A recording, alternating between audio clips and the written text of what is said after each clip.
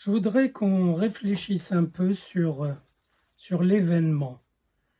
Pas que l'événement qu'on vient de vivre, qu'on est en train de vivre, mais l'événement en général. J'y ai pas mal travaillé, j'ai plusieurs volumes dans mes œuvres qui s'appellent Événements 1, 2, 3 et qui ont comme sous-titre Psychopathologie du quotidien. Et j'y analyse toutes sortes d'événements. Et une des formules qui s'est imposée à moi, c'est que l'événement, c'est une secousse d'être. Oui, mais qu'est-ce que l'être?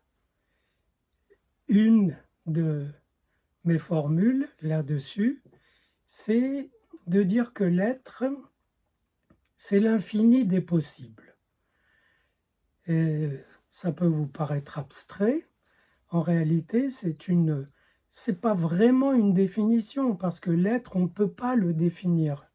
Si on dit l'être est, on utilise le verbe être, donc ce n'est pas une définition, c'est une approche, une appréhension, une approximation, une idée de l'être.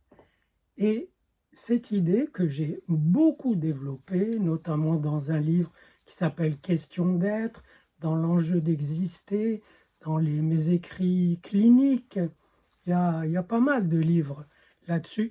Dans mes livres sur l'art, comme Création, ou comme Avec Shakespeare, ou mon livre sur la danse contemporaine, toujours cette idée de l'être comme non seulement ce qui fait être tout ce qui est, mais plus brièvement comme l'infini des possibles.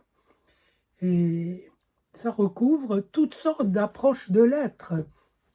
Ça peut être l'être au sens biblique, l'être de l'ontologie biblique, le fameux Yahvé qui conjugue son nom, qui est comme le verbe être aux trois temps.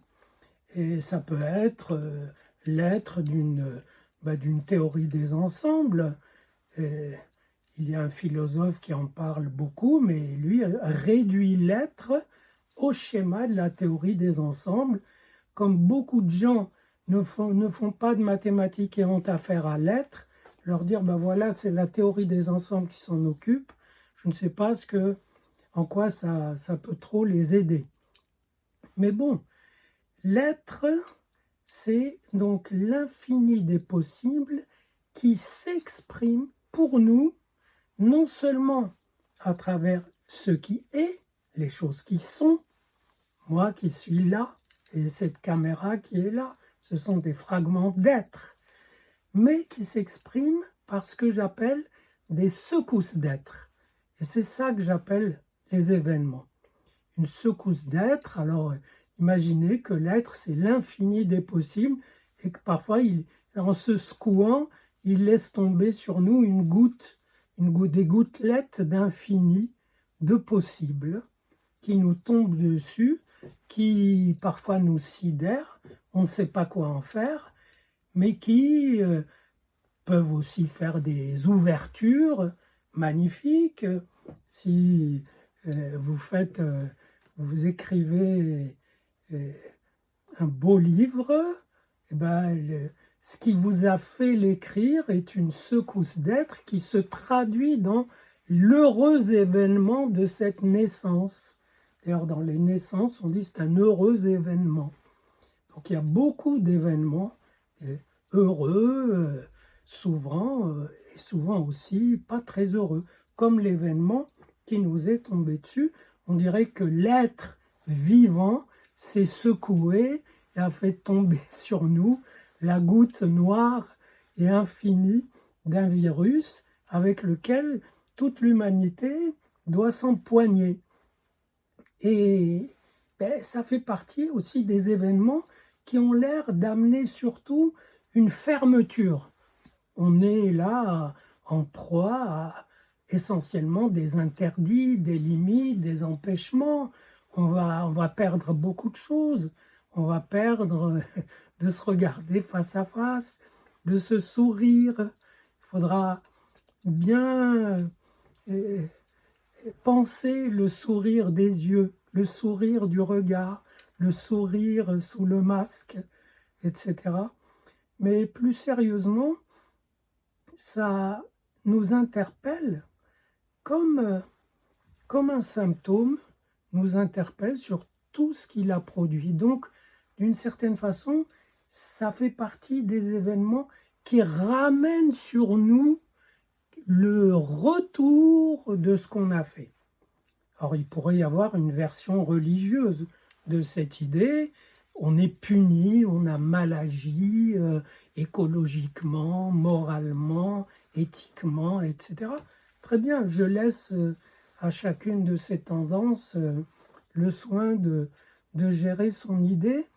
Et moi, je m'intéresse plutôt au fait que pour comprendre l'événement, il faut non pas avoir la cause, parce que d'abord il y en a vraiment beaucoup, mais surtout voir où est la dimension de l'événement. L'événement, me semble-t-il, bien sûr, c'était l'arrivée, l'irruption de ce virus qui, comme une vague de tsunami, était relativement annoncé. Même le fameux tsunami avait été annoncé 3 ou 4 heures avant par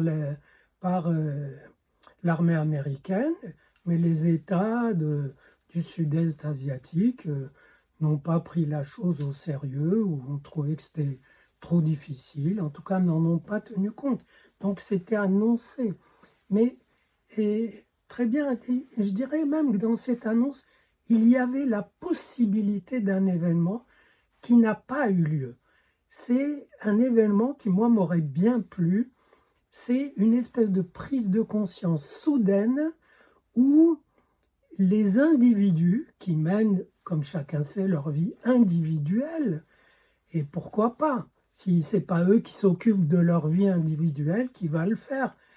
Et donc, ces individus étaient requis à réagir comme s'ils étaient un collectif, presque selon un principe, j'hésite à employer ce terme, mais comme un principe des premiers slogans communistes ou des mousquetaires aussi, tous pour un et un pour tous.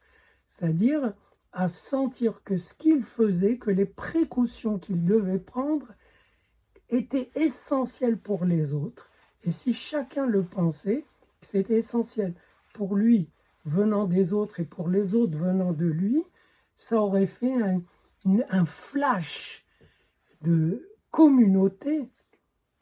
Pourquoi ne pas dire communautaire, la communauté humaine, un flash communautaire fabuleux. Ça aurait été un événement extraordinaire.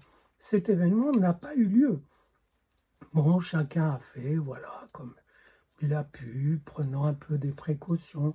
Bref, avec ce flou qui caractérise les égoïsmes naturels, et il n'y a pas eu ce surtout. Et évidemment, on l'a payé par un confinement et qui a révélé l'autre événement. L'autre événement, c'est on est face à l'arrivée d'un intrus. Qu'est-ce qu'on fait? Et c'est là que, non pas l'imprévision, j'ai assez insisté là-dessus, c'est pas l'imprévision, c'est pas l'impréparation. On ne peut pas être totalement préparé à l'imprévu, mais c'est l'impuissance à mobiliser ses forces et à réagir. C'est-à-dire une passivité, mais au niveau où on est censé être les plus actifs, au niveau des activistes de l'État, des institutions, des industries, des administrations, des systèmes de soins, des laboratoires, etc. Et c'est en ce sens que peut-être il y a une réflexion qui est vraiment urgente maintenant, c'est comment faire de ce qui va arriver un événement de vie, un événement vivant. Comment produire de la vie au travers de ses limites. Tiens, je parle de limites. On a par exemple divisé le pays en zones et, et comme par hasard, la question des frontières pose toujours discussion. Chaque fois qu'on met une limite, il y a ceux qui sont au-dessus, ceux qui sont au-dessous qui disent alors quoi, etc. Ce qui rappelle que les limites, en fait, devraient fonctionner pour rapprocher les gens, pas seulement pour les séparer. Les limites, ce sont des coupures-liens dans nos existences.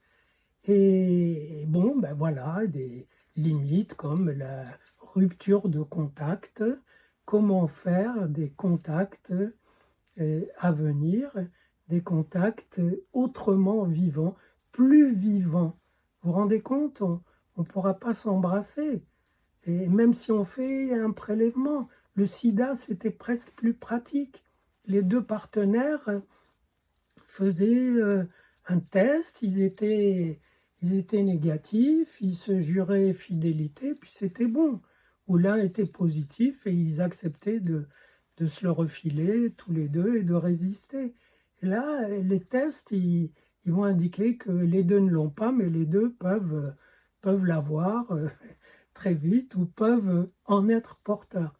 Bref, il y a une complexité de l'événement qui concerne nos modes d'être. Et c'est par là que l'événement rejoint les possibles qui sont les nôtres et au-delà, l'infini des possibles dans lequel nous puisons chaque fois que nous sommes inventifs, créatifs, chaque fois que nous sommes à la hauteur d'une secousse d'acte.